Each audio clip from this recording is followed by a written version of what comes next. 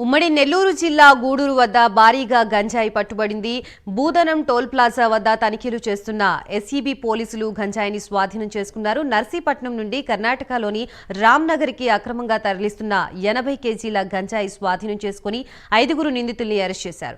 గంజాయి తరలిస్తున్న 2 కార్లని అదుపులోకి తీసుకున్నారు. కాగా పట్టుబడ్డ గంజాయి విలువ సుమారు 16 లక్షల రూపాయలు ఉండొచ్చని పోలీసులు అంచనా వేశారు.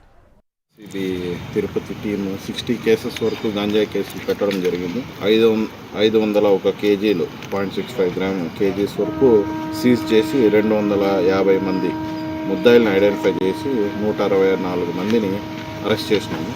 అలాగే పోలీస్ టీం నుంచి కూడా 43 కేసులు రిజిస్టర్ చేసి 691 కేజీస్ సీజ్ చేయడం జరిగింది. 229 మంది ముద్దాయిలను ఐడెంటిఫై చేసి 181 మెంబర్స్ని అరెస్ట్ చేయడం జరిగింది.